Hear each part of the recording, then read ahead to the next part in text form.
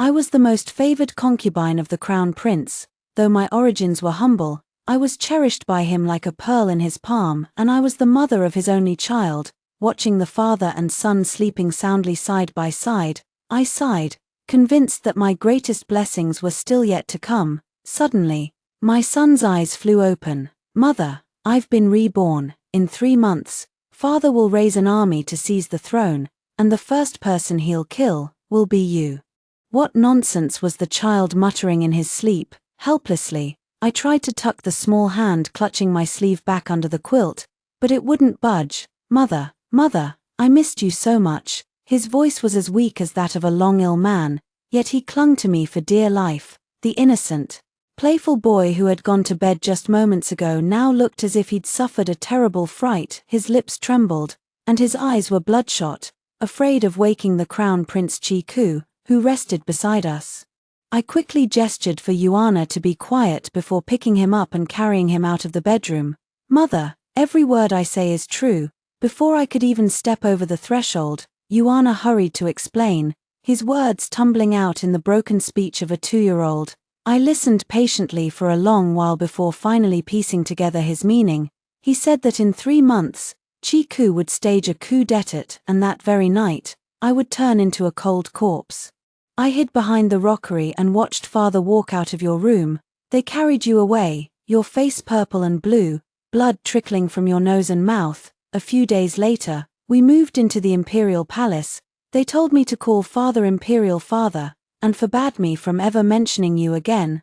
Yuana spoke each word slowly and clearly, afraid that I wouldn't believe him. Of course I didn't. Everyone knew that the crown prince and crown princess were estranged in all but name. The true favorite of the Eastern Palace was I, Ziyun, a concubine he'd met in the mortal world long before he'd ascended to his high station. Though my rank was low, Chiku doted on me endlessly, showering me with luxuries that rivaled even those of the crown princess herself. How could he possibly kill me? But Yuana paid no heed to my doubts, continuing his tale. "But imperial father changed. He rarely came to see me anymore. Then I fell ill, a terrible, terrible illness. My heart skipped a beat. No mother in the world could hear her child speak of sickness without feeling a pang of anxiety. Even if it was just a dream, I found myself asking, almost without thinking, 'You were ill. Where was your father? Did he not summon the imperial physicians to treat you?' He hung his head, his voice growing even more dejected. Imperial father and the imperial physicians were all in the noble consort's palace. I heard she was going to give birth to a little brother for me, noble consort. In the Eastern Palace, there were only 2 women of any consequence, the crown princess and me. The crown princess was destined to be the future empress. So who was this noble consort? Is this noble consort someone from the palace? I pressed. But Yuana only shook his head, his small face creased with confusion. "The nanny covered my mouth to stop me from calling for you. But I was so cold, I couldn't help it," he mumbled, clinging tightly to my neck, his little hands icy cold. "And as I called and called, I really saw you." A sharp ache pricked at my nose. I stroked his back gently, murmuring comforting words over and over. "Don't be afraid, don't be afraid. You were just having a nightmare. Everything is fine now." I laid the tear-stained Yuana back down in his small bed. But an inexplicable sense of unease lingered in my chest. Yet when my eyes fell on the pearl hair ornaments laid out on the table, I laughed at my own foolishness. Chiding myself for being so unnecessarily paranoid, those hair ornaments had been a gift from the imperial palace, a gift that, by all rights, should have gone to the crown princess. But Chiku had simply waved a hand and said, "Eastern pearls are bright and vivid, they suit Ziyun far better." Before ordering them to be delivered straight to my chambers, Chiku doted on Yuana just as fiercely as he doted on me. The father and son were inseparable, craving each other's company every waking moment. Talk of poisonings and untimely deaths, it was nothing more than the nonsensical ramblings of a child in a dream. I climbed back into bed beside Chiku, but try as I might, sleep eluded me. In the hazy twilight between wakefulness and slumber, the faint murmur of voices drifted in from the outer hall. I jolted fully awake, reaching out to touch the space beside me. It was empty. "Your Highness." The dead soldiers have all been recruited and are stationed outside the military camp on the outskirts of the capital. I am still working to bribe the Imperial Guards, came the voice of Han Li, the commander of the Eastern Palace Guards. How much longer will it take? Chiku asked. About 3 months, Han Li replied, pausing for a moment before adding, forgive me for speaking bluntly, Your Highness, the Crown Princess's father is Duke Su, who holds the military power of the entire nation in his hands. Why do you refuse to seek his aid, choosing instead to risk everything by raising private soldiers and bribing the Imperial Guards? After a long, tense silence, Chiku let out a soft, cold laugh. Have you ever stopped to think? What if the Duke of Su, whose family has been loyal to the throne for 3 generations, refuses to join my cause? By the time Chiku returned to the bedroom, my back was soaked with cold sweat. Ziyun, he called softly, his voice warm with affection, your eyelashes are fluttering like butterfly wings. Did I wake you? I rubbed my eyes, feigning grogginess as I pouted playfully. Your Highness is covered in the chill of the night. How could I possibly sleep through that? Chiku's long arm snaked around my waist, pulling me into his embrace. Then warm me up, he murmured, burying his face in the crook of my neck, his cool nose nuzzling my skin like a mischievous little beast. The room was filled with tender intimacy, just like every other night we'd shared together. As my name Ziyun, Purple Cloud, suggests, I was no daughter of a noble house. I had once been a singing girl on the banks of the Xuanyang River. On the orders of the madam of the brothel, I'd boarded a luxurious pleasure boat filled with distinguished guests, intent on serving them with all the grace and charm I possessed. I'd never intended to be a hero when I'd thrown myself forward that day. It had been for no nobler reason than to grab the jade Rui scepter held by the governor of Xuanyang, a prize promised to whoever could seize it first. It was only later that I'd learned the elegant young man I'd saved from the stray arrow was none other than the heir to the throne of the entire nation, the Crown Prince. I'd exclaimed in disbelief. Sipping the medicinal soup he'd personally spoon-fed me, who would dare to assassinate the Crown Prince? Surely you don't think my brothers are content to let me inherit the throne without a fight? Chiku had replied, setting down the medicine bowl, his eyes cold and hard as ice. Blood ties mean nothing in the imperial family. Even a lowly singing girl from the riverbanks has more kindness in her heart than any of them. I'd snuck a guilty glance at him, my heart soaring with joy at my incredible stroke of luck. If it weren't for Yuana's nightmare, I would never have tossed and turned in bed that night, and if I hadn't tossed and turned, I would never have heard that conversation between him and Han Li. But the conversation had matched Yuana's words too perfectly for comfort. 4 days afterward, I put on a brave face, pretending nothing was wrong, but deep down, my heart was in turmoil. Thankfully, Yuana was still just a small child. His worries quickly forgotten as he returned to his usual games and frolics. Miss Ziyun, the shrill cry of my maid Baoyang jolted me out of my reverie, making me stumble forward a step. The little prince has offended the Crown Princess. You must come quickly. Next month, Chiku's beloved mentor, Old Master Shui, would be returning to the capital after years of exile. The Crown Prince planned to host a grand banquet at the Eastern Palace to welcome his old teacher and his family. The Crown Princess had been busy for days preparing for the feast. Yuana had always been obedient, treating his stepmother with careful respect, keeping his distance as I'd taught him to. How could he have possibly offended her? I rushed to the garden, only to find Yuana standing awkwardly, stammering out apologies, while the Crown Princess ignored him completely, bending over to inspect a row of wilting flower branches. You children were playing ball without a care in the world. And look what you've done. The Crown Princess's personal maid Yueying, her round face stretched into a long, sour line, spotted me approaching and scowled even more fiercely. These jade orchids have been tended to personally by Her Highness for months, meant as a gift for the ladies of the Shui family. Miss Ziyun, how convenient that you've arrived just in time.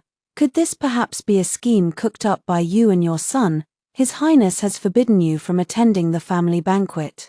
If you're unhappy about it, you should take it up with him. Her Highness adores these orchids. How dare you take your anger out on them? Yueying planted her hands on her hips, emphasizing the words family banquet with a sneer. She truly believed I was making trouble out of spite, and who could blame her? Chi-Ku had never made any secret of his preference for me. He'd taken me to countless events where concubines were not welcome, flaunting our relationship for all to see. But this time was different. "Why won't you let Yuana and me attend?" I'd asked him, laughing it off as a joke, pretending to be upset. "After all, it was thanks to old Master Xue that I first met your highness." A flicker of irritation crossed Chi-Ku's face. He closed the poetry collection he'd been reading, his expression smoothing back into its usual calm composure. "My mentor once served as the grand tutor to the emperor. His family and the Yi family, your stepmother's family, have been close friends for generations. I fear their presence at the banquet would make things awkward for you and Yuana." The webs of connection between the noble families of the capital were as old and tangled as ancient tree roots. I was a mere blade of duckweed, adrift in the currents of fate, loved by the crown prince, yes, but forever an outsider to this world of privilege and power. As a former singing girl, I had long since learned to read the room, to hear the unspoken words behind every polite phrase, so I'd nodded my head obediently, agreeing without a second thought. But in truth, I couldn't help but think of all that had led us here. Chi-Ku was the legitimate son of the empress, yet he had never been the emperor's favorite. After the empress passed away, old Master Xue, then the crown prince's grand tutor, had become his only ally, and thus the target of every other prince's jealousy and malice. It hadn't taken long for old Master Xue to be framed on a trivial charge, stripped of his official position, and exiled from the capital in disgrace. Chi-Ku had spoken out in his mentor's defense, his words angering the emperor so greatly that he'd been stripped of his authority to oversee state affairs and sent to govern the remote region of Xuanyang, a place notorious for its unruly officials and endless troubles. It was called an opportunity for training, but everyone knew the truth. It was nothing more than a ploy to give Chi-Ku enough rope to hang himself, to find an excuse to depose the legitimate heir and replace him with a son of the emperor's choosing. That arrow that had pierced my right shoulder all those years ago, it had undoubtedly been fired by one of his brothers. Grown impatient with waiting and willing to risk everything for a chance at the throne, during those dark days in Xuanyang, Chi-Ku had lived in constant fear, seeing enemies in every shadow. It was only when he held me in his arms at night that he could finally find peace enough to sleep. Then, when spring came, Han Li had burst into our residence, his face alight with joy. "Duke Su says his only daughter has taken a liking to your highness. The emperor has already granted the marriage. We can return to the capital at last." I'd heard Chi-Ku speak of the Yi family before, how they had led armies for generations, their military achievements unmatched. He'd once joked that if Duke Su had a son, the man would be powerful enough to make even the emperor himself tremble on his throne. With the Yi family's support, the position of crown prince would be his for good. The Eastern Palace would never belong to another. But Chi-Ku's face had not shown the relief I'd expected. Instead, he'd stood with his hands behind his back, staring out at the distant mountains, forcing a bitter laugh. "Duke Su certainly knows how to pick his moment. A friend in need is a friend indeed, also that I will be indebted to him for the rest of my life." But did anyone ever stop to ask for my opinion? Han Li had hesitated for a moment, his voice cautious. "Your Highness, what of Miss Ziyun? When you return to the capital for the wedding, will you take her with you?" I'd been standing outside the door, about to enter and tell Chi-Ku the happy news of my pregnancy, 2 months along, at long last, but those words had stopped me in my tracks. My breath catching in my throat, I'd watched my chance at freedom, at legitimacy, slip through my fingers, and in that moment, I'd made a choice. Stepping into the hall, I'd dropped to my knees, my voice trembling with feigned sorrow. "I, Ziyun, know full well that I am lowly born and undeserving of such great fortune. But I carry your highness's child in my womb. I ask for nothing more than to stay by your side. I am willing to be your servant, to wait upon you and your lawful wife for the rest of my days." Chi-Ku had ignored the urgent, warning glances Han Li sent his way. He'd reached out a hand, lifting me gently to my feet. "Foolish girl," he'd said softly, brushing away the tears I'd carefully arranged to fall down my cheeks. "My marriage to Lady Yi is nothing more than a political alliance.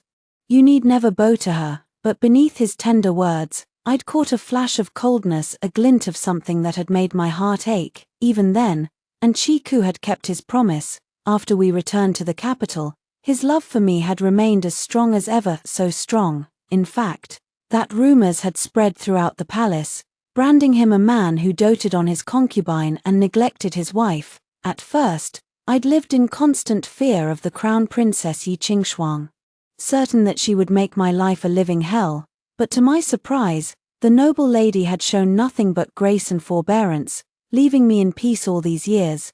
But these jade orchids must have meant a great deal to her. She was always so composed, so elegant, like a figure straight out of a classical painting, yet now, her brows were furrowed tightly, beads of sweat dotting her forehead. Knowing that we were in the wrong, I spoke up timidly. How many of your orchids did Yuana damage? I will send someone to buy new ones at once. Yuying cut me off with a disdainful glare. Each jade orchid is worth 100 taels of gold. What's more, these are tribute flowers from Nanju. You'd be lucky to find them for sale at any price. I turned to Baoyang, my voice calm and decisive. Take that set of Eastern pearl hair ornaments, have them appraised and sold for silver, then give the money to Aunt Li in the kitchen. Tell her to get this done immediately. Baoyang stared at me in confusion. I nudged her gently, a hint of a smile playing on my lips. Did you not complain just the other day that Aunt Li's younger brother is a flower grower, that he's been begging her to help him secure the contract to supply flowers for the Eastern Palace? Realization dawned on Baoyan's face. She slapped her forehead, grinning. Right, how thoughtful of you to remember that. Miss. Yi Qingshuang lifted her eyes, studying me carefully. Seeing that I was not acting out of mere politeness, the tension in her shoulders eased slightly. She counted the damaged orchids slowly, then spoke, her voice cool but not unkind. Very well, 6 plants. I quickly curtsied, feeling as if I'd been granted a royal pardon, and dragged the dejected Yuana away. He looked like an eggplant beaten by frost. I pressed the Eastern pearl hair ornaments into Baoyan's hands, but she just stood there, dumbfounded. I thought the crown princess would make a huge fuss over this. That's it. Are your eyes just for show? I shot back, pinching the culprit Yuana hard as my heart ached at the thought of the valuable hair ornaments I'd just given away. She was only worried about her orchids. She didn't even spare me a second glance. Baoyang tucked the hair ornaments away, pursing her lips. Everyone says the crown prince doesn't care for the crown princess, but from where I stand, she doesn't seem too fond of him either. I quickly pressed a finger to her lips, silencing her. Right, don't gossip about master and mistress, don't stir up trouble. Baoyang parroted the words I always nagged her with, then lifted the curtain and stepped out of the room. The crown prince doted on his concubine. The crown princess bore it with grace. If it weren't for Yuana's bizarre words, I would truly have believed I'd been blessed with luck beyond measure earned through lifetimes of good deeds. Yuana's cheeks were flushed from my pinch. He blinked back tears, snuggling up to me. Mother, I won't go near those flowers again. Please don't ever abandon me. Silly boy. I pulled him into a tight hug, a surge of resolve rising within me amid the days of fear and uncertainty, rebirth, nightmare, whatever it was. I had heard with my own ears that he planned to stage a coup in 3 months. I couldn't control the outcome of that, but no one was going to take me and my son's lives amid the chaos. But why would Chiku kill me? Could it have something to do with that noble consort? I tossed and turned the question over in my mind, but came up with no answers. The Shui family had only been allowed to return to the capital under the pretense of seeking medical treatment. No sooner had they entered the city than Chiku had personally escorted them back to the Eastern Palace. I kept Yuana company in the study, keeping a low profile and not daring to crash the party. I pulled out a collection of poetry that Chiku often carried with him, about to open it, when the sound of footsteps approached from outside the window. It was Yi Qingshuang, leading the Shui family to see her precious jade orchids. Yuana and I huddled by the window, peeking out cautiously. Chiku had his left arm around old Master Shui, while walking side by side with the eldest son of the Shui family and his wife. The couple chatted and laughed with Chiku, clearly on familiar terms. Yi Qingshuang followed behind, holding the hand of the Shui family's young lady, chatting animatedly with her. Sigh. Children of noble families almost always grew up together, bound by friendship from childhood. It really was a pity for Yuana to have a mother with no family background to speak of. Suddenly, Yuana darted around behind me, clinging tightly to my legs. The noble consort is here. My hand slipped, and a yellowed paper-cut portrait fluttered out of the poetry collection, drifting gently to the floor. The woman in the portrait was the spitting image of the young lady laughing and talking outside the window.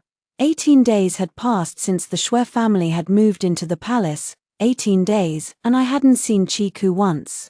Even Baoyang had started muttering to herself, saying that even if old Master Shui had once been Chiku's mentor and benefactor, there was no need for him to spend every waking moment at the man's side. I embroidered Yuana's undergarments absently, but my ears kept replaying the words I'd overheard 2 days ago, refusing to let me forget them. With Chiku ignoring me for so long, Baoyang was even more anxious than I was. She'd insisted on pushing me to go deliver ginseng soup to him. My poor girl. Why are you so clever 1 minute and so foolish the next? She dragged me away from Yuana's bedside, shoving a food box into my hands. What good will it do you to spend all your time cooped up with the child?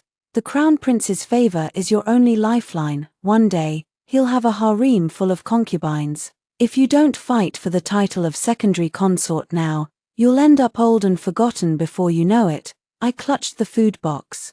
Hesitating outside the door of the Qingjing Pavilion, Chiku's private study and office. Chiku had always hated being disturbed while handling state affairs. Hardly any servants were posted outside the pavilion to wait on him. But that portrait had been burning a hole in my mind, like a ghostly flame. I needed answers, desperately. Squeak, a window lattice creaked open. I ducked behind a pillar, my heart pounding like a thief's. Inside the room, Chiku let out a long, contented sigh. Elan, every single day and night, I wish that the woman standing before me was you. Through the crack in the window, I watched as Chiku twirled a strand of hair around his fingers, his voice soft with longing. You've known me since we were children. How could you not understand my heart? My marriage to Lady Yi was nothing but a scheme to secure my position as crown prince, to pave the way for me to ascend the throne, to clear my mentor's name of false charges, and to bring you back to the capital at last. The woman sitting on Chiku's lap looked up at him. Her eyes misty with tears, her lips swollen like ripe cherries. It was her, the noble consort Yuana had pointed out, Shui Elan, the young lady of the Shui family. I felt as if a heavy hammer had struck me on the head. My hands trembled so violently, I almost dropped the food box. Could it be that Yuana's rebirth hadn't been just the nonsensical ramblings of a child, that Chiku had been carrying on an affair with Shui Elan all along? That was why he'd made her a noble consort the moment he'd seized the throne. But what did that have to do with me? Shui Elan sniffled, her voice trembling. But I'm afraid you'll grow to love her for real, that you'll forget about Elan, suffering in that bitter cold wasteland. She pounded Chiku's chest lightly with her fist, pouting, Brother Ku, that remote backwater is no place for a human being to live. I couldn't stand it for a single day longer. Chiku caught her hand. His voice growing serious. Don't worry, I already have a plan. Once everything is done, I'll welcome you into the palace with great fanfare and honor. You're just trying to sweet-talk me, Shui Elan murmured, snuggling into his arms. I've also heard rumors that there's a concubine in the Eastern Palace whom you dote on endlessly. Chiku stiffened, his lips pursing into a thin line. She's nothing but a singing girl. I keep her around like one might feed a stray cat or dog. You have no need to concern yourself with her. I originally took her in to spite Lady Yi. First, it would prevent Duke Su from thinking I'm an easy target to manipulate and demand favors from. Second, if Lady Yi were to fly into a jealous rage because of her, especially since she has no children of her own, I could depose her as empress in the future, and no official in the court would dare to say a single word against it. Shui Elan gasped, her face turning pale with shock. Depose her as empress? Wouldn't that be too cruel to Sister Yi? Chiku tapped her nose lightly, laughing softly. You're always so kind-hearted. I almost forgot you and Lady Yi have been good friends since childhood. But if my mentor hadn't been exiled because of me, The position of crown princess would have been yours from the very start. Besides, Lady Yi has the powerful Duke Su, who commands the entire imperial army, standing behind her.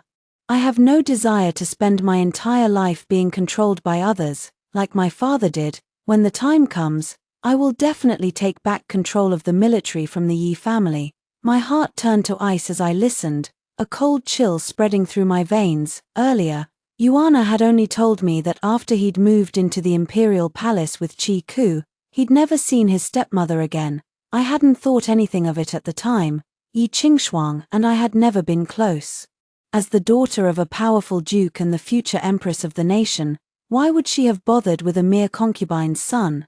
But now, it was clear that by then, Yi Qingshuang had already been fighting to save her own life. My sudden, violent death had most likely been the first step in Chi Ku's plot to frame her and the entire Yi family. I stumbled back to the west courtyard, bursting into Yuana's room and yanking him out of bed. He'd just fallen asleep. In your dream. What happened to the crown princess later? He blinked sleepily, repeating the same story he'd told me before. Before you died, stepmother had already been locked up. Pressed by my relentless questions, Yuana seemed to remember something else, his eyes widening with the memory. Later, imperial father said she was jealous and vicious, that she'd killed people with her own hands. He said he would never see her again. He also said that once the noble consort gave birth to a son or daughter, he would make her the new empress. So it was true. I clung to the bedpost for support, barely able to stand.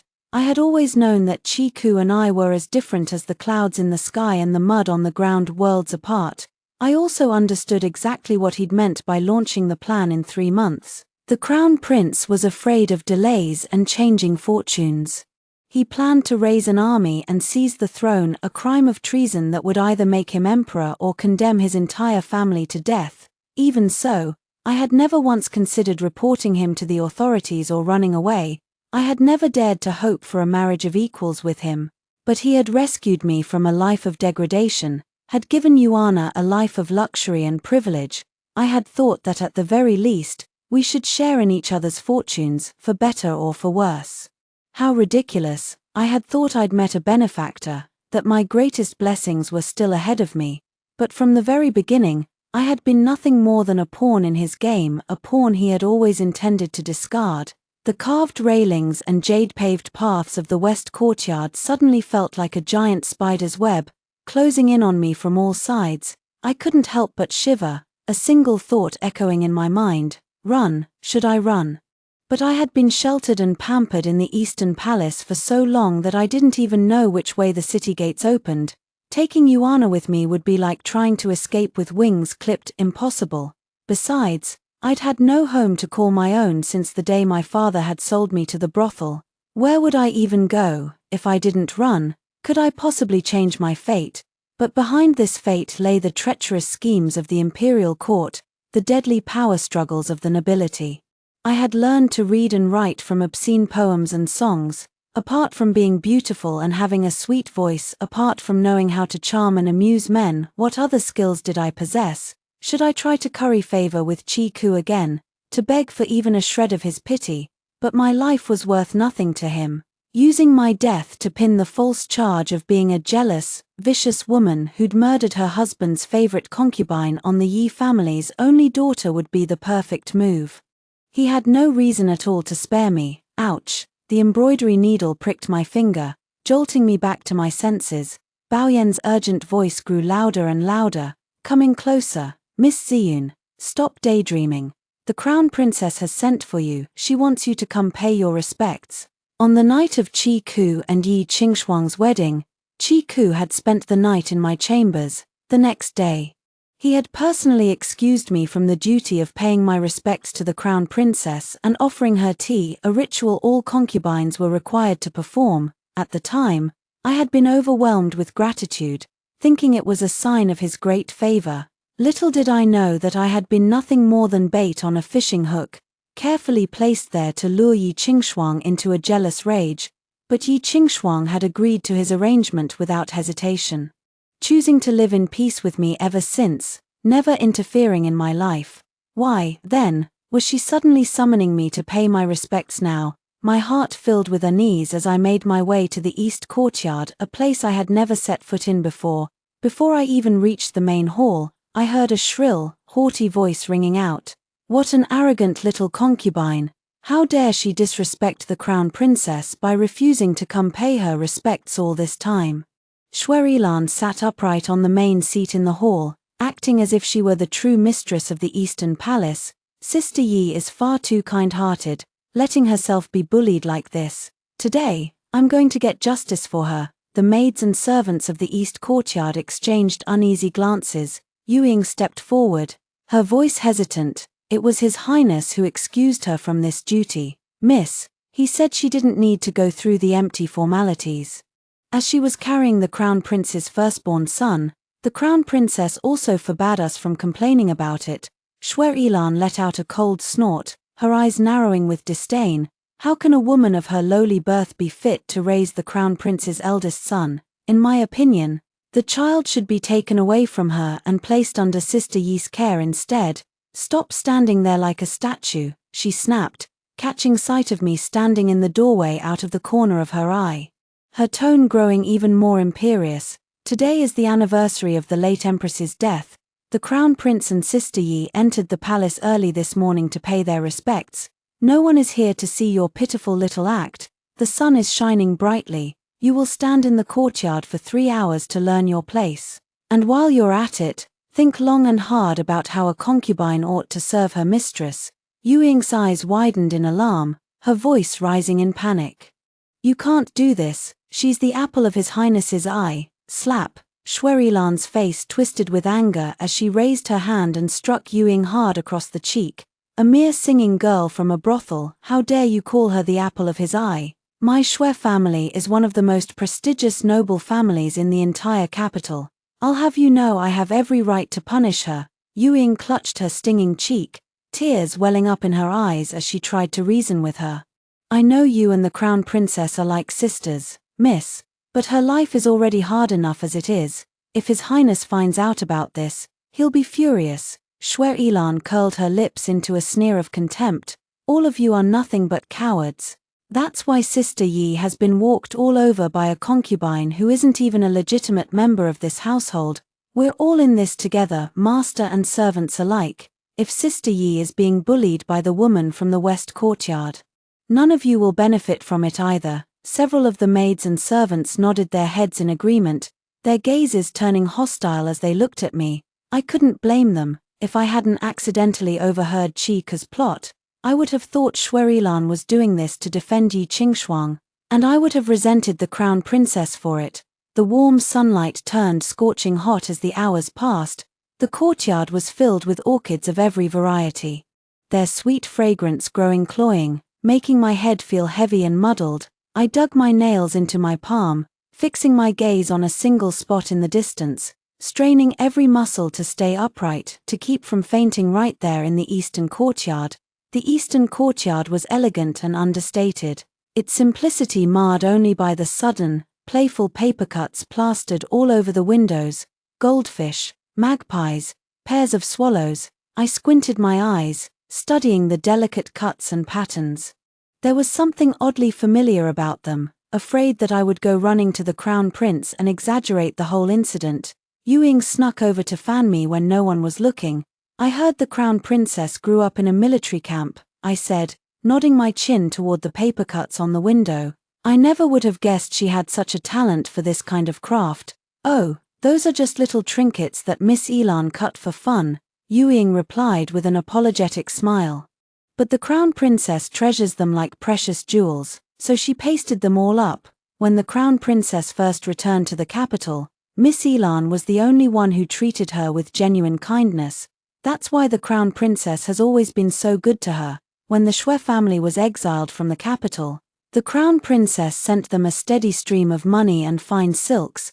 But what happened today was entirely Miss Elan's doing. She acted on her own accord.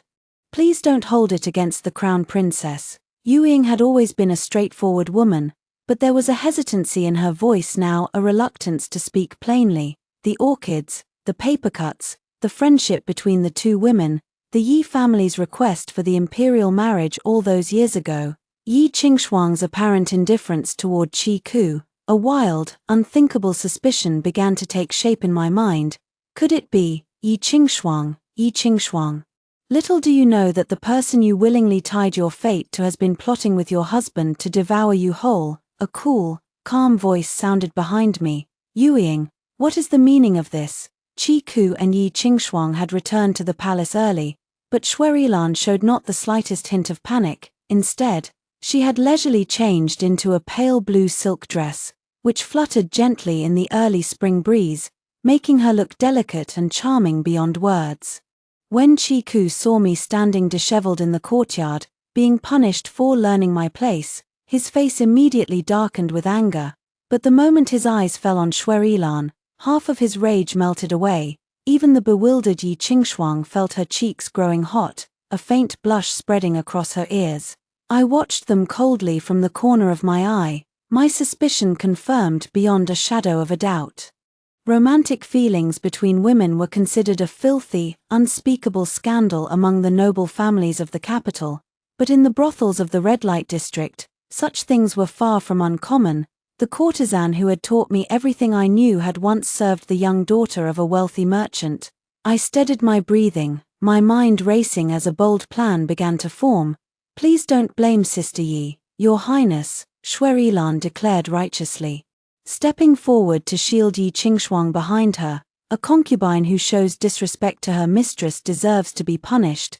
Shouldn't the affairs of the inner courtyard be handled by the crown princess? Brazen, she was making a play for Yi Qingxuang's authority to manage the household.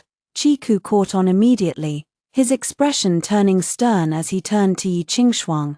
Qingxuang, it was I who excused Ziyun from the duty of paying her respects. Are you punishing her out of resentment toward me?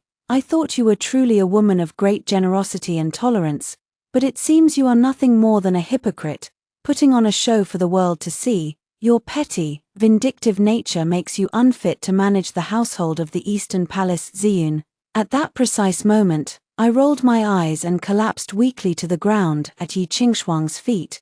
Crown Princess, I whispered, my voice thin and breathless. As my hands scrabbled up her skirt, clinging tightly to her thighs, I must have somehow offended Miss Xue. She said that while Your Highness and the Crown Princess were away at the palace, she would teach me a lesson in proper conduct. I am but a lowly woman, a little physical suffering means nothing to me. Please, Your Highness, Crown Princess, do not quarrel with our guest over my sake. I knew exactly how I looked in that moment, the picture of a helpless, wronged woman from the brothels. Yi Qingxuang jumped in surprise, the faint blush on her ears spreading to her entire face. She hurried to help me to my feet, brushing the dust off my clothes, before shooting Shuerilan a reproachful glance. But in the end, she said nothing to defend herself, nothing to confirm my story. TSK. Yi Qingxuang truly believed that Shuerilan had been acting on her behalf. She was afraid that Shuerilan would be blamed by Qi Ku, so she planned to take the fall herself. But I couldn't let that happen. I gave Yueying a discreet kick under the table, winking at her. Yueying dropped to her knees with a loud thud, her voice trembling as she spoke. As soon as Your Highness and the Crown Princess left the palace, Miss Elan ordered us to fetch Miss Ziyun, she said. She said that a singing girl from a brothel was unfit to raise the Crown Prince's eldest son. She also said that everyone in the Eastern Courtyard was nothing but cowards. She insisted that Miss Ziyun stand here for 3 hours as an example to all of us. Yueying had a talent for getting straight to the point, one that rivaled even Shuerilan's. The servants and guards standing around the courtyard listened in growing outrage. A guest in the palace had dared to meddle in the affairs of the Eastern Palace, even going so far as to usurp the Crown Princess's authority. Even Qi Ku's face was flushed with embarrassment. Yi Qingxuang's eyes widened in shock, as if she couldn't believe those words had come out of Shuerilan's mouth. No, I didn't say that. You lying servant girl, how dare you slander me? Shuerilan panicked, darting back and forth between Yi Qingxuang and Qi Ku, trying to grab hold of either of them, under the watchful eyes of everyone present. Qi Ku's frown deepened with every passing second. That's enough, Miss Xue. You ought to spend more time accompanying your father and less time meddling in the affairs of the inner courtyard. As for you, Crown Princess, your failure to discipline your household is unacceptable. You will confine yourself to your quarters for 2 months to reflect on your mistakes. Yueying, your salary will be docked for a full year. Before his words had even faded, he grabbed Shui Ilan by the wrist and stormed off, his sleeves flaring angrily behind him. As Yueying poured me a cup of tea, she was still seething with anger. It was clearly all Miss Ilan's fault. What mistake did the Crown Princess make that she needs to reflect on? Yi Qingshuang shot her a sharp glance, silencing her complaints with a single look. I'm sorry, she said, her voice sincere as she raised her teacup to me in a gesture of apology. Ilan has always been a little spoiled and willful. I apologize for the way you were treated.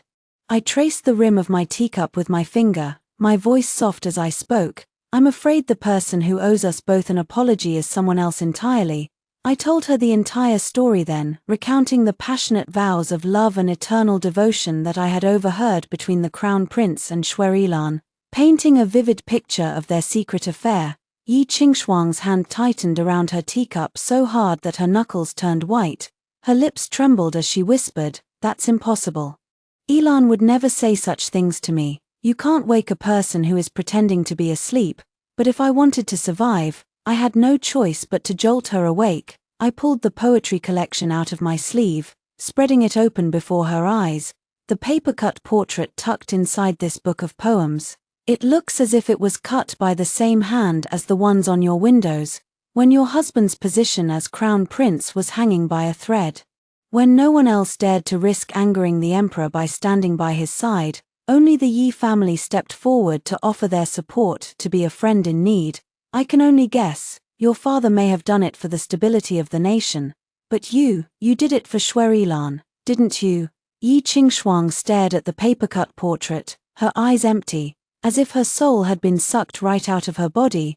Only if Qi Ku ascends the throne can he clear your father-in-law's name of false charges.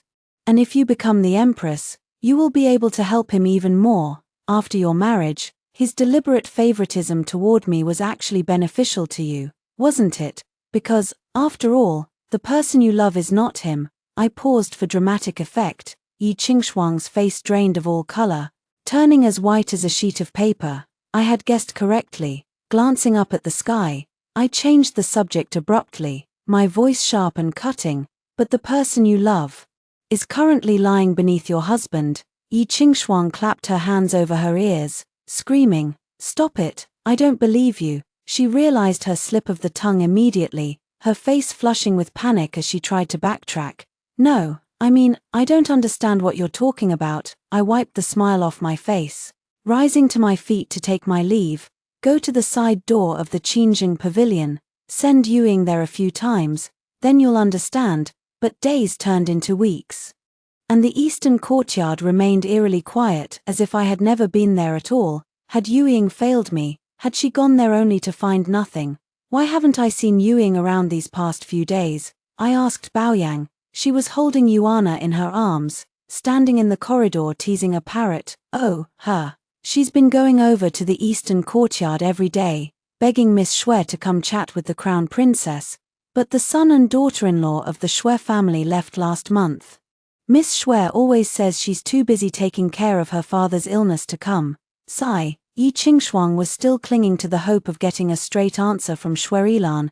She truly was a woman who wouldn't give up until she'd hit rock bottom. "Oh," I said, feigning nonchalance, "where is His Highness?" Baoyan's expression flickered for a moment, her answer vague and evasive. He's busy with important matters, I suppose. I'm sure he'll come to see you as soon as he's free." She pulled her sleeve down self-consciously, trying to hide a jade bracelet on her wrist, a bracelet that hadn't been there yesterday. Baoyang had been sold into the Eastern Palace by her older brother to pay off the family's debts. Her family was so poor they could barely afford to put food on the table. Her brothers relied entirely on her monthly wages to survive. When Qi Ku had first brought me back to the capital, I had been afraid of gossip and rumors.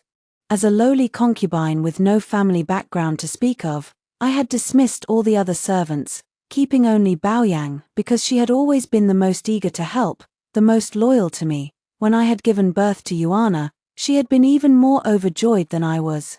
If only you could climb a little higher in His Highness's favor, she had gushed, hugging Yuana tightly to her chest. One day, he might even become the crown prince of this dynasty.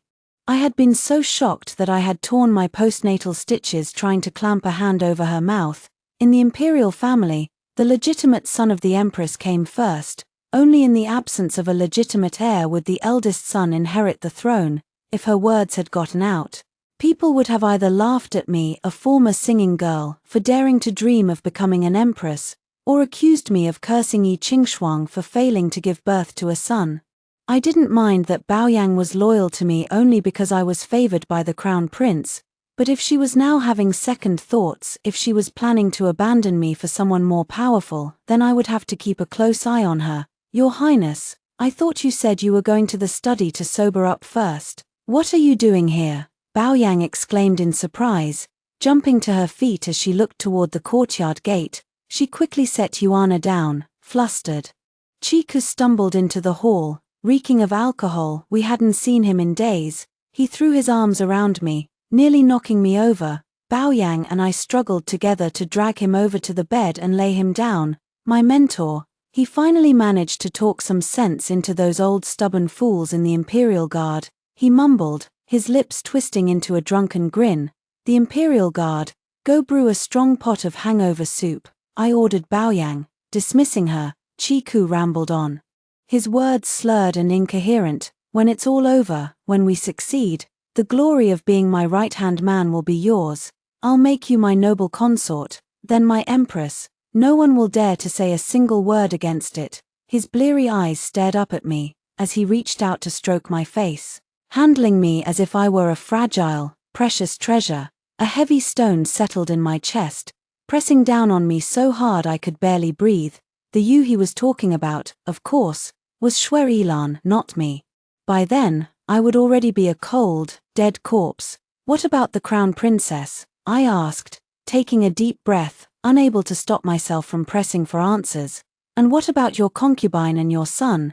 Chiku waved a hand dismissively, his tone filled with disdain. The military power of the Yi family will be mine sooner or later. She entered this marriage to secure her family's future. She deserves whatever consequences come her way. As for Ziyun, his eyes flickered, as if he were weighing his words carefully. Baoyang, her maid in the west courtyard, will slip her a bowl of tea laced with a fertility-destroying poison on the night of the coup, will claim that Lady Yi switched the calming tea with poison. It will be the perfect excuse to charge the Yi family with treason. She is the mother of my eldest son, after all, and she's so naive and ignorant. I'll let her and the child live in the palace, confined to a small courtyard.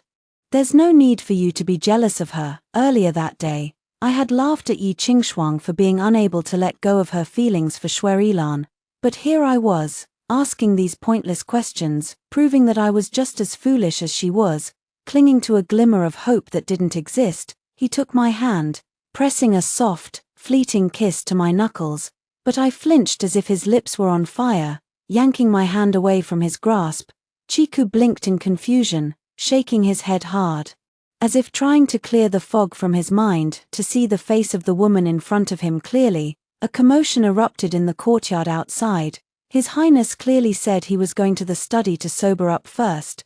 What is he doing here? You must have used some underhanded tricks to lure him here. Shui Ilan's maid shouted, her voice shrill and accusatory. Afraid of disturbing Chiku, Baoyang replied in a hushed whisper, how dare you spout such nonsense?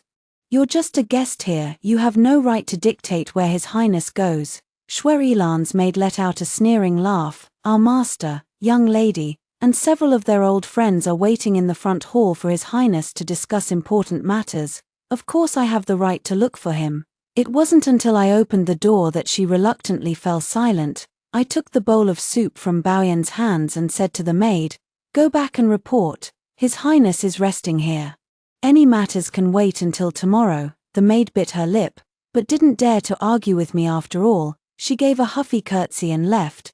Baoyang spat in the direction of her retreating back, muttering under her breath, just you wait. I'll make you pay for this when we're under the same roof. I pretended not to hear. Turning around, I instructed her, by the way, The jade orchids in the crown princess's garden will bloom soon. Keep a close eye on Yuana and make sure he doesn't go near them. Baoyang nodded, her eyes flickering almost imperceptibly. Unrequited love that fades away without a trace is always the hardest to let go of.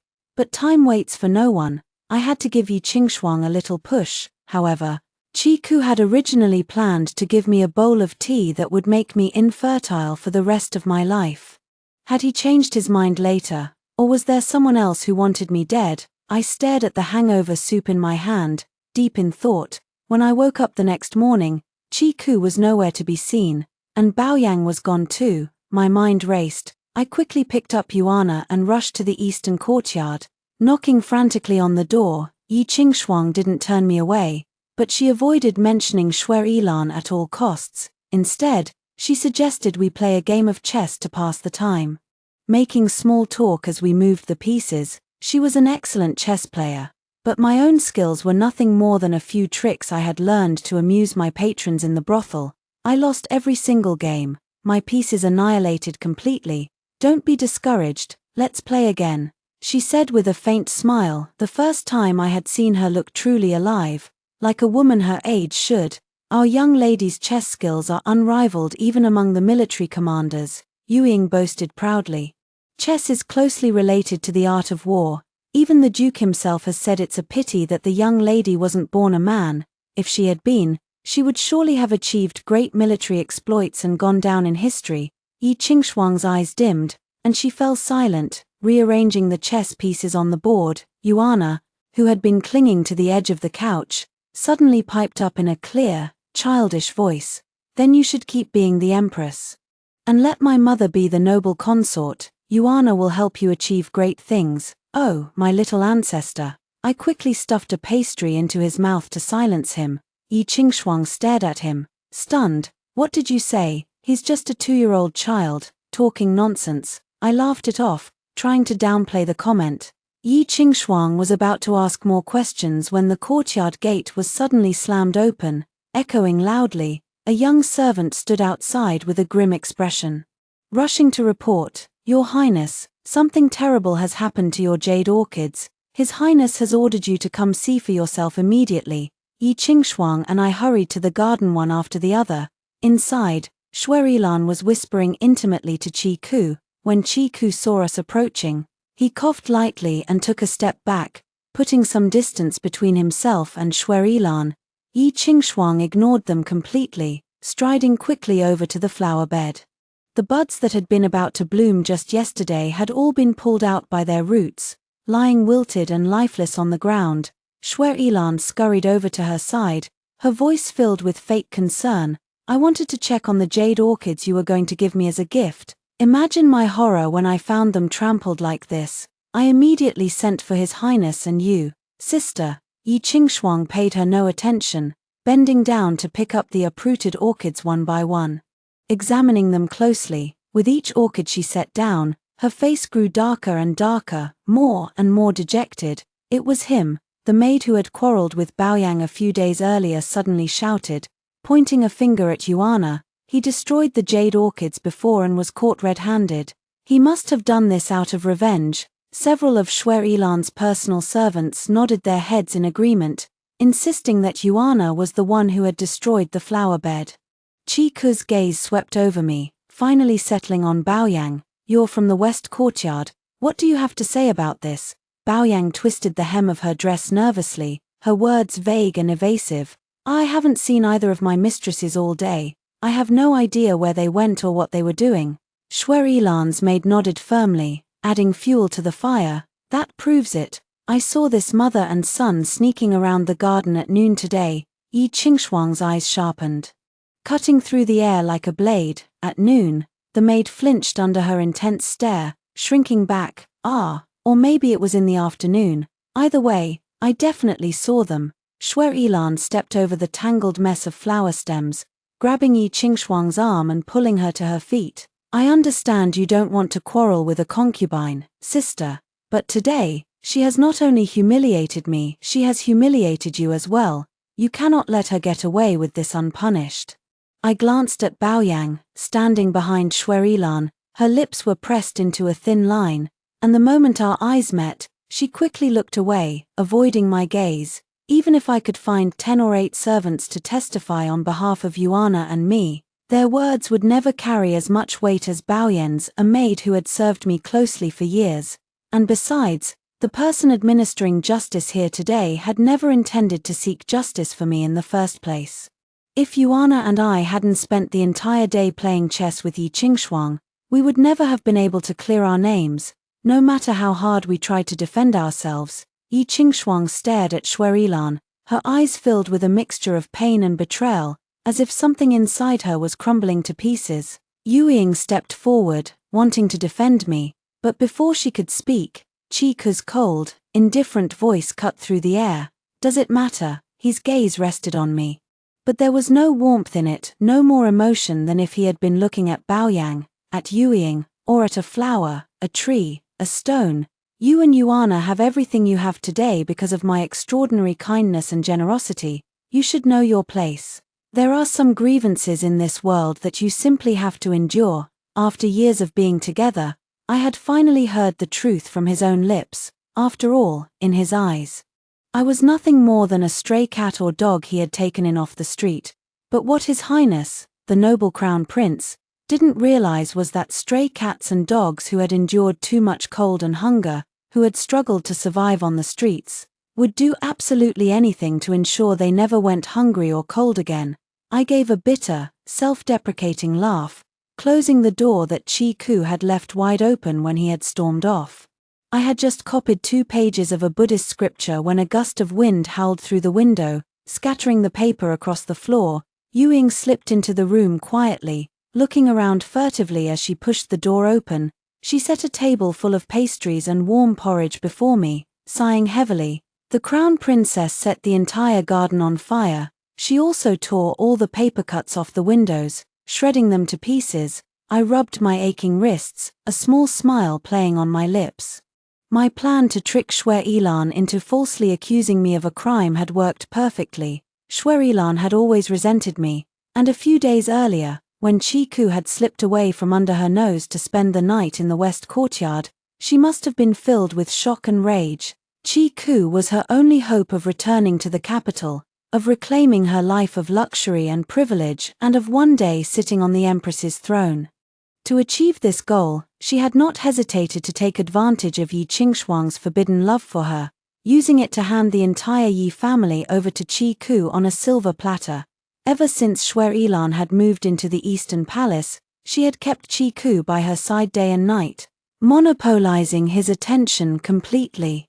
The only thing that made her uneasy was probably me, a former singing girl who had taken advantage of her absence to win Qi Ke's favor when they had been separated by thousands of miles.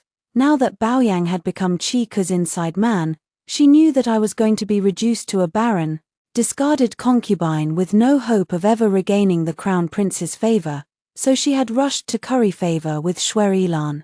Seizing the opportunity to suggest destroying the jade orchids to provoke a conflict between Yi Qingshuang and me, Shuerilan knew better than anyone else just how much Yi Qingshuang cared for her and how much she cherished those jade orchids. She had jumped at the chance to carry out the plan, and Qi Ke had chosen to turn a blind eye to it all. She and Qi Ke had been putting on a show, but Yi Qingshuang and I had been putting on a show of our own.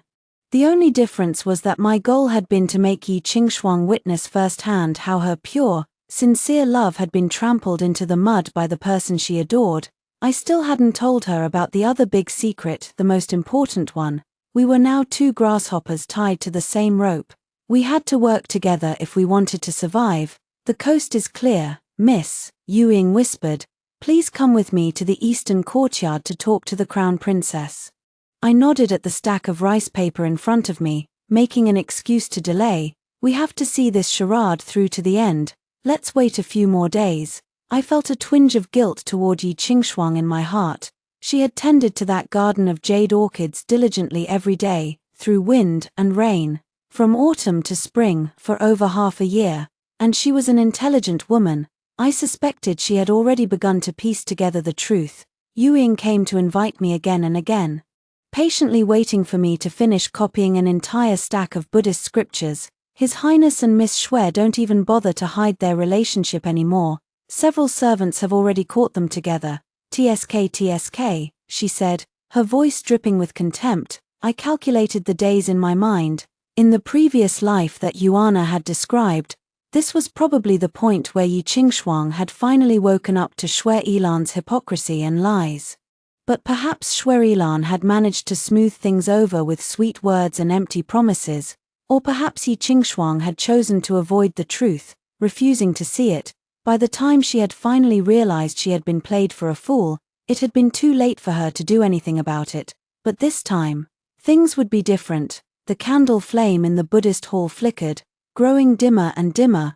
I reached out to trim the wick, which had become tangled, looking out the window at the pale, early morning sky. I felt an unexpected surge of anticipation, looking forward to the night when I would die with blood pouring out of my 7 orifices. Treason, Yi Qingshuang repeated the word numbly, as if she couldn't quite believe what she was hearing. I didn't mention Yuana's claim of being reborn. Instead, I told her everything, the nonsensical ramblings of a child in his sleep, the conversations I had overheard between Qi Ku and Han Li, and the passionate confessions I had heard between him and Shui Yilan. Why didn't you tell me this sooner? Yi Qingshuang asked, her voice filled with doubt and uncertainty. I answered her honestly. How was I supposed to know whose side you were on? What if you had obeyed Shui Yilan without question? I would have been walking straight into a lion's den. Her cheeks turned bright red with embarrassment. She coughed awkwardly, changing the subject. This is a matter of the utmost importance. I must inform my father immediately. Yi Qingshuang quickly wrote a coded message that no one else would be able to understand, but she hesitated for a long time, unable to bring herself to sign her name at the end.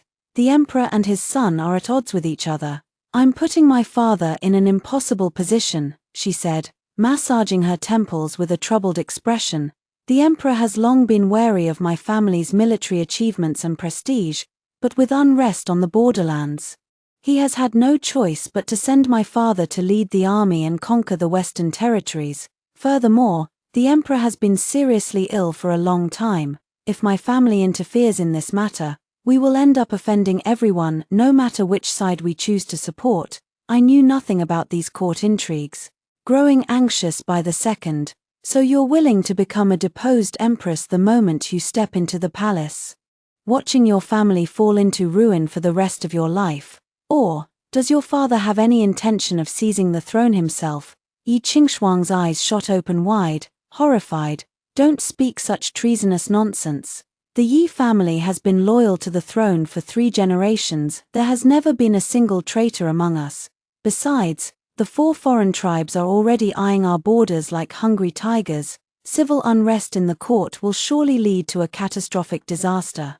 I paced back and forth in the room like an ant on a hot pan. Are we just supposed to wait for death, then watch the Shui family reap all the benefits while we destroy each other? When snipe and clam fight, it is the fisherman who profits. I came to a sudden halt, my eyes lighting up with a new idea. What if your family became the fisherman? She paused for a moment, then her eyes widened as she finally understood what I was suggesting. On the night of the coup, we would secretly send a small detachment of the Western Expeditionary Army to surround the capital city. By dawn, the ailing old emperor would abdicate the throne, the crown prince would ascend to power amid tears, and the morning sun would rise as usual. As for why the Western Expeditionary Army had come to the capital, naturally, they had been ordered by the new emperor to eliminate the traitors. The countless dead soldiers lying in pools of blood on the outskirts of the city would serve as irrefutable evidence of their treachery. The Shui family, I said, placing a black chess piece firmly in the center of the board, will be the traitors. Yi Qingshuang stared at that single black piece, her eyelashes fluttering slightly. When old Master Shui first requested to return to the capital for medical treatment, the emperor only permitted him to come alone, she said suddenly, her voice quiet and distant. But Yilan wrote to me, saying she was worried about my old wound. Yi Qingshuang gave a bitter laugh, pulling down the collar of her robe to reveal a terrible, jagged scar. It snaked its way from her jawline down to her chest, carefully concealed by layers of white powder, almost invisible unless you looked closely. My mother died when I was very young. My father raised me by his side in the military camp," she murmured, her fingers tracing the edge of the scar gently. "Life in the army was harsh and unforgiving. I got this wound during a training exercise. Later, when my father discovered that I had no interest in men, that my heart belonged to women instead, he flew into a rage. He sent me back to the capital immediately, ordering me to abandon my unnatural desires and learn to be a proper wife and mother. The noble ladies of the capital laughed at me for being rough and uncultured. They sneered at my ugly scar. Only Elan treated me with kindness and understanding. She even said that she was just like me. But she has been here for 63 days. Not once has she mentioned my old wound." Her voice faded to a whisper, her fingers still lingering on the black chess pieces on the board, as if seeking some kind of comfort in their touch. My eyelids twitched nervously. Yi Qingxuang was naive and inexperienced when it came to love. She had probably thought of herself as some kind of unspeakable monster, a freak of nature, until Shui Ilan had appeared, offering her the first taste of warmth and acceptance she had ever known. But I didn't have time to wait for her to heal her broken heart. Less than 20 days remained until the coup. If she didn't send that letter tonight, the Western Expeditionary Army would never arrive in time to save us. The courtyard outside was eerily quiet. Yu Ying, who was standing guard at the door, must have nodded off. I bit my lip, making up my mind. I had seen countless women in the brothel who had been driven to the brink of madness by unrequited love, willing to die for the men who had broken their hearts. We courtesans might not have been good for much, but we knew 1,001 ways to help people forget their sorrows. I reached out and snuffed out the candle flame with my fingers. Then, I slid one arm around the back of Yi Qingxuang's neck, pulling her closer to me. The chessboard was knocked sideways, the black pieces clattering to the floor and disappearing into the shadows. My lips left hers, trailing soft, delicate kisses along the familiar path of her scar, following its every curve and twist. My other hand followed the gentle rise and fall of her waist, and the slender body in my arms gradually stopped trembling, melting into my touch. The faint sound of dripping water echoed under the eaves, the last of the winter snow melting away, trickling down to form streams of spring water. "Why did the lights go out? I'll go get a new candle," Yu Ying said, pushing the door open with a creak. Yi Qingxuang froze, holding her breath. I straightened up slowly, feigning nonchalance. The old wick turned black. It was time for a new one. "Wait," Yi Qingxuang called out to me in a soft voice, stopping me in my tracks. "It won't be difficult for the Yi family to take control of the capital and eliminate the Shui family. But if Qi Ku swallows his pride for the time being, he will surely ally himself with others and stage a counterattack in the future. We need a long-term plan." I reached up to straighten the golden hairpin in her hair, leaning in close to whisper in her ear. "He won't have a future. His Highness, the noble Crown Prince, had thought it an act of extraordinary mercy to give me a bowl of tea that would make me infertile. Little did he know that his cruelty would force me to come up with a clever plan of my own. Teas to prevent pregnancy, teas to induce abortion, teas to render a person permanently infertile. These potions had filled the air of the red light district with their bitter, acrid scent for as long as I could remember. Every brothel kept a few of these recipes hidden away. It was common for the new girls to spend their days squatting in the kitchen, learning how to brew these dangerous concoctions. The most toxic of them all was the tea that caused permanent infertility, though it was called a sterility tea. Its true effect was to damage the internal organs severely, causing both men and women to waste away and grow weak rapidly, rendering them unable to have children as a side effect. Some people with weak constitutions would die within a year or two of drinking just one bowl.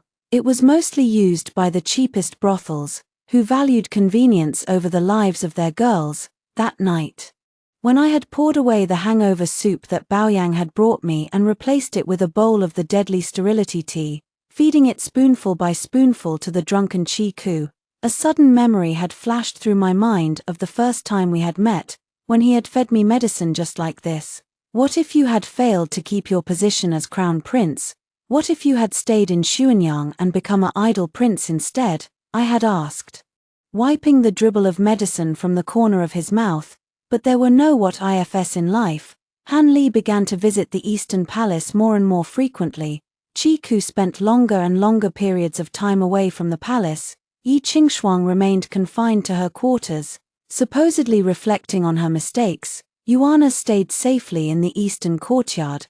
I had forgiven Baoyang for her betrayal. And the two of us continued to live together in the west courtyard, each harboring our own secrets and agendas, pretending that nothing had changed. The days passed in an eerie calm. By the time I realized that several unfamiliar faces had appeared among the servants of the inner courtyard, the night we had all been waiting for had arrived quietly. The drums struck 3 times, the moon hung high in the sky, casting a pale, silvery glow over the palace. The night was unnaturally quiet, making the sound of footsteps in the courtyard outside stand out sharply. The door slid open silently, and a pair of pale green embroidered shoes stepped into the room first. I lifted my eyes slowly, locking gazes with the person who had entered. Shuerilan stood in the middle of the hall, a triumphant smile playing on her lips, looking as beautiful and delicate as ever. Beside her stood Baoyang, holding a wooden tray tremblingly. 2 burly old women followed closely behind them. Miss Ziyun, Baoyang said, her voice shaking as she held out the tray toward me. You already have a son to secure your future. Drinking this bowl of sterility tea won't be much of a loss for you. Miss Shui and His Highness are deeply in love. We will all have to serve her in the future. I lowered my head, sniffing the contents of the bowl. Then I looked up at Shuerilan, a cold smile on my lips. This isn't a tea to prevent pregnancy, is it? The smile froze on Shuerilan's face, her expression darkened. And she snapped, "Stop talking nonsense and drink it." I sighed, shaking my head. You secretly replaced the sterility tea that His Highness ordered with a poison that will slit my throat. When he asks about it later, do you plan to pin the blame on Baoyang? Baoyang's eyes widened in horror, her legs gave way beneath her, and she fell to the floor, the bowl clattering to the ground and shattering into pieces. You fool, Shuerilan screamed, her almond-shaped eyes blazing with anger. She began kicking Baoyang mercilessly with her embroidered shoes. Hurry up and go get another bowl. Baoyang cowered on the ground, sobbing uncontrollably. I don't dare, I don't dare. I thought it was just sterility tea. Shuerilan let out a cold, mocking laugh. What does it matter if I kill you? Did you really think you meant anything to him? In a few hours, His Highness will be the emperor. I will be his childhood sweetheart, who suffered so much for him. My father will be the hero who helped him seize the throne. What are you? A lowly singing girl who sold her body for a living, nothing but a stain on his bed, a disgrace to the imperial harem. Your son will have to give up his position as well. My children will be the legitimate heirs to the throne, born of the empress. One of the old women panted heavily as she entered the room, carrying another bowl of dark, steaming liquid. Pinch her mouth open and pour it down her throat, Shuerilan ordered lazily. What about me? A soft, cold voice asked. Cutting through the tension in the room, a slender figure stepped out from behind the folding screen. Shuerilan gasped, staring at her as if she had seen a ghost. Sister Yi, she stammered, forcing a smile that looked more like a grimace. What are you doing in this lowly servant's room? You told me that once I became empress, and after the emperor cleared the Shui family's name, you would enter the palace to become a female official. Yi Qingshuang said, her voice calm and steady, yet filled with unspeakable sorrow. You said you would never marry, choosing instead to stay by my side for the rest of your life. So why are you now talking about your children becoming the legitimate heirs to the throne? Shuerilan's face turned a dozen different shades of red and white. Finally, she let out a harsh, bitter laugh. Chi-Ku and I have been in love since we were children. My family suffered so much because of him. If it weren't for all these unfortunate events, the position of crown princess and the future position of empress would have always been mine. I lied to you, yes, but I only did it to increase Chi-Ku's chances of ascending the throne. As for his desire to seize the military power of the Yi family, that is not my fault, sister, Shuerilan said, softening her tone, trying to coax her. We are women, after all. Our proper place is to be virtuous wives and mothers, supporting our husbands and raising our children. Go back to your quarters quietly. I will make sure Chi-Ku spares your life and the lives of the Yi family. Yi Qingxuang's eyes were as dark as ink, her expression unreadable. She didn't move a muscle. "Are you really going to defend this lowly servant girl?" Shui Yilan shrieked, her patience finally snapping. The sound of heavy footsteps echoed from outside the courtyard, growing closer and closer. Before Shui Yilan could react, a squad of tall, imposing soldiers dressed in full armor burst into the room. Surrounding them, Shui Yilan stared at them dumbfounded, their uniforms vastly different from those of the Eastern Palace Guards or the Imperial Army. Her lips moved, but no sound came out. "Captain Yi has surrounded the Imperial Palace," the lead soldier announced. Bowing respectfully to Yi Qingxuang, "All the rebel soldiers stationed on the outskirts of the capital have been eliminated. Captain Yi, he must be Yi Qingxuang's cousin." She had told me earlier that her father, Duke Su, had replied to her letter, saying that it would be inappropriate for a high-ranking military commander to return to the capital without permission. Instead, he had sent her cousin with a small detachment of elite troops to help us. "Good," Yi Qingxuang said, her voice firm and decisive. "Leave half the men here to guard this place.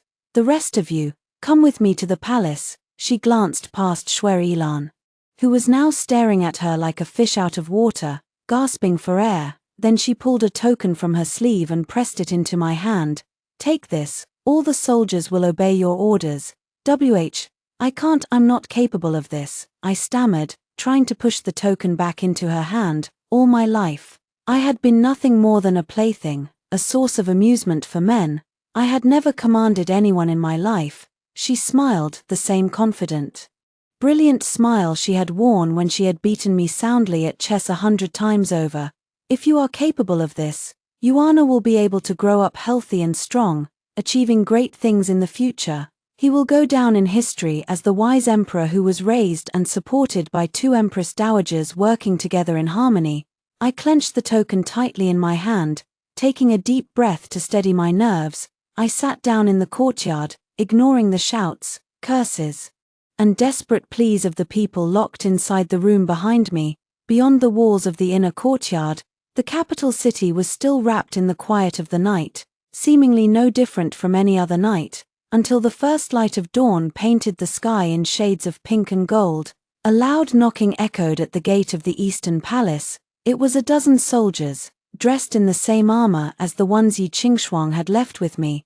The moment they saw the token in my hand, they dropped to one knee, bowing deeply. "The matter has been resolved successfully, Miss. The Crown Princess requests that you and the young prince come to the palace at once." Yu Ying rushed over, carrying Yuana in her arms. I held him tightly as the soldiers helped me mount a horse, surrounding us as we rode through the unfamiliar streets and alleys of the capital. Some of the shopkeepers, who had woken up early and were yawning as they opened their shop doors, peeked out curiously at the woman and child being escorted by so many soldiers, only to shrink back in fear when one of the soldiers shouted a warning at them. The towering imperial city walls appeared in the distance, their eaves curving upward like the wings of a phoenix, as magnificent and imposing as a palace in the heavens. Gate after gate swung open slowly before us.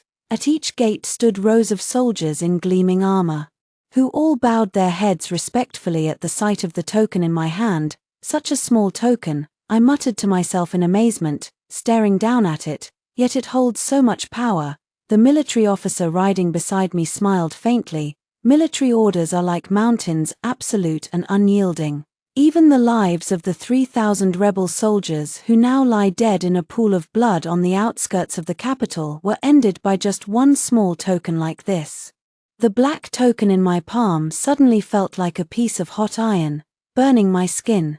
I almost dropped it in shock. Yi Qingxuang, that crazy woman, how dare she entrust something so important to me? Sweat beaded on my palms, soaking the surface of the token. A strange, tingling sensation spread from my hand up my arms, coursing through my veins and filling every part of my body.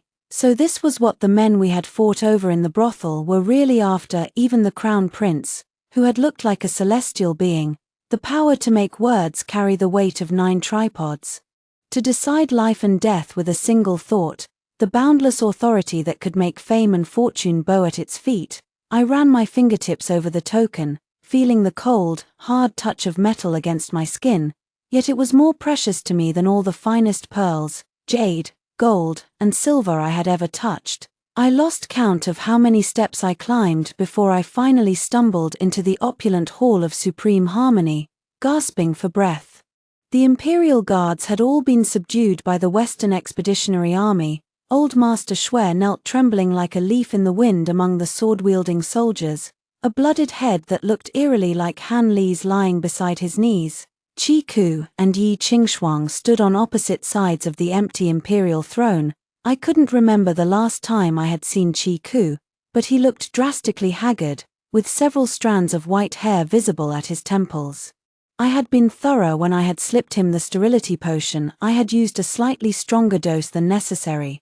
"Order the Western Expeditionary Army to retreat at once," Qi Ku said through gritted teeth, his fists clenched tightly at his sides. "I promise you the position of Empress. I will never break my word."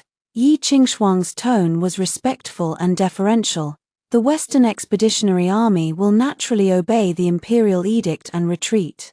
But what your concubine was discussing with your majesty just now was how to deal with the traitorous Xue clan, not the position of Empress."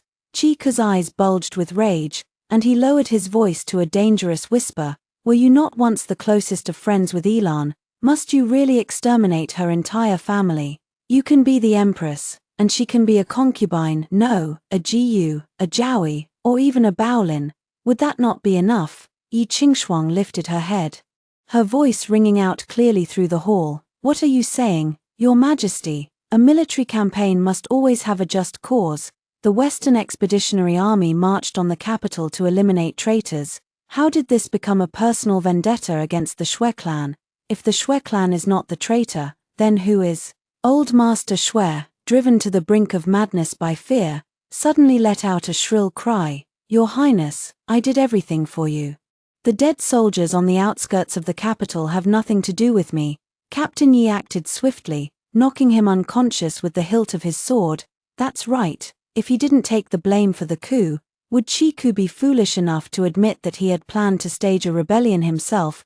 Qi Ku's gaze darkened. After a long, tense silence, he spoke. "Very well. The Xue clan committed high treason and deserves death. But Elan was not involved in their plot. You must spare her life." Yi Qingshuang looked hesitant, her eyes turning to me for guidance. Noble ladies from prominent families would never understand. "Sometimes death is a mercy." I gave her a subtle nod of approval. Yi Qingshuang nodded in return. Qi Ku collapsed to the ground as if all his strength had been drained from his body. The eunuchs and palace maids surrounding him rushed forward in a flurry to help him into the inner hall. A nation cannot be without a ruler for a single day. The coronation ceremony was held immediately after the entire traitorous clan was executed.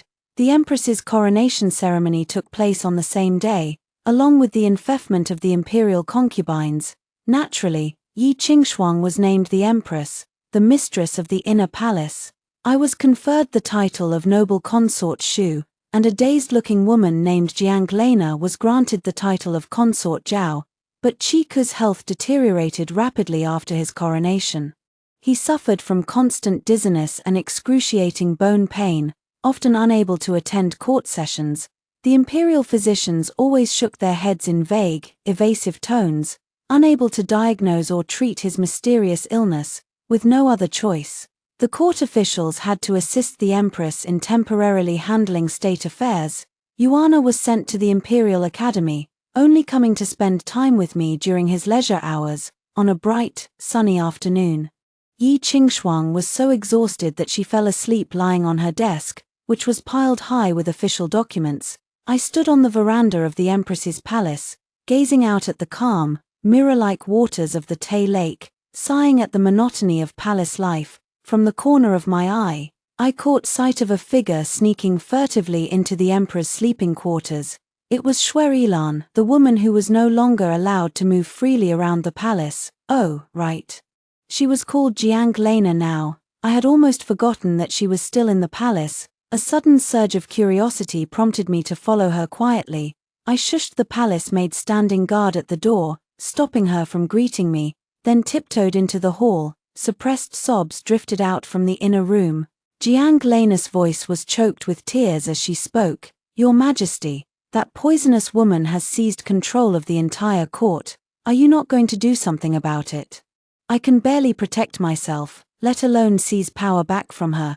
Chika's voice was hoarse and weak. I had to move closer to hear him clearly. The rustling sound of fabric grew louder as Jiang Lena leaned in urgently. I will bear you a son, many sons. You once said that only our sons are worthy of inheriting the throne. Chiku erupted into a fit of violent coughing, his voice breaking as he spoke, now tinged with tears. Calm down, it's useless, it's all useless. I can no longer perform my marital duties. My days are numbered. Just 2 days ago, when I had attended to him in his bedchamber, Chika's gaze had lingered on the half-worn lotus-pink undergarment I was wearing. You wore this dress back in Xuanyang, he had said. Why do you still keep it now that you are noble consort Shu? I had blown on the bowl of medicinal soup in my hand, replying lightly, old clothes are more comfortable than new ones, but people are always more drawn to what is fresh. Chiku had propped himself up on his elbows, letting out a helpless sigh. Are you making a dig at me? Are you still upset about me and Lena? Her position in the palace is now lower than yours. I have never neglected you because of her. She is all alone in this world. You should be more kind to her. Never neglected me because of her.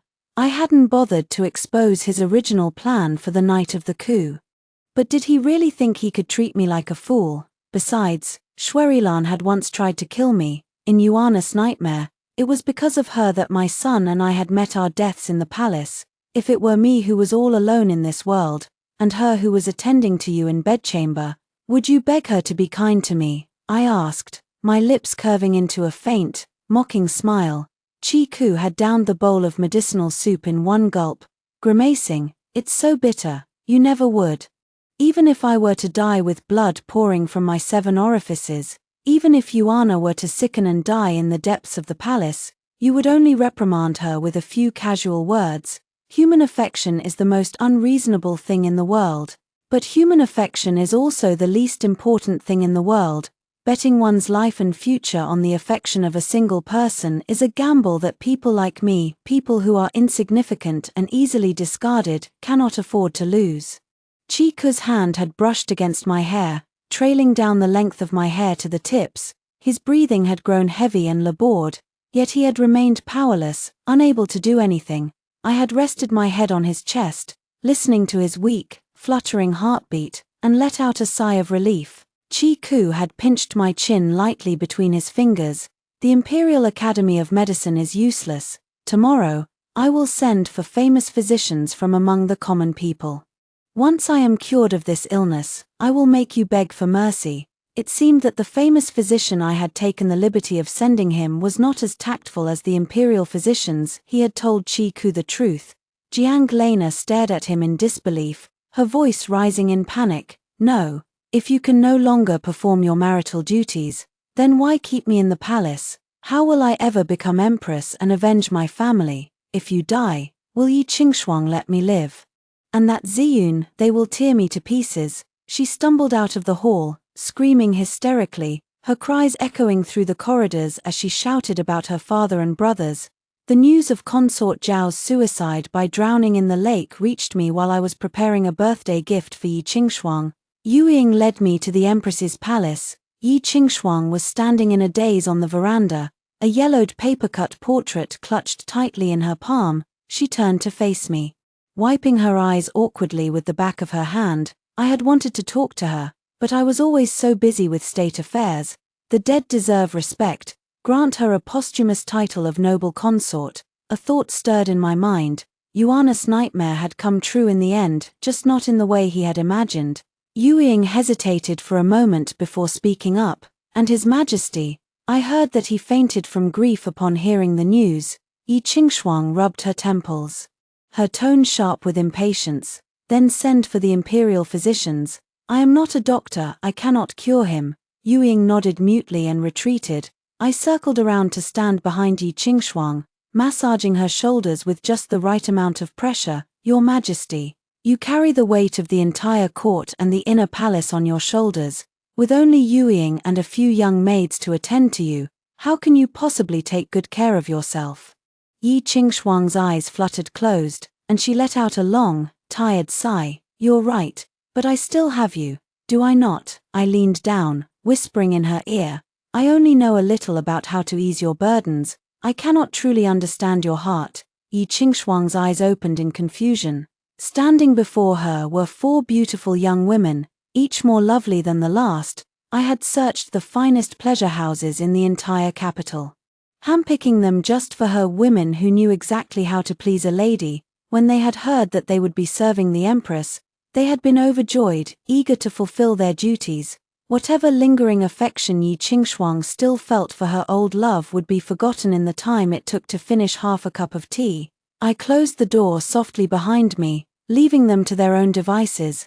The evening glow painted the sky in shades of deep crimson and purple, casting a golden shimmer over the rippling waters of the Tay Lake as if nothing had ever happened.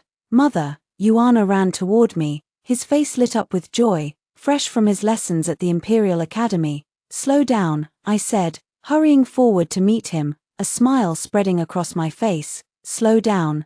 We have a very long life ahead of us.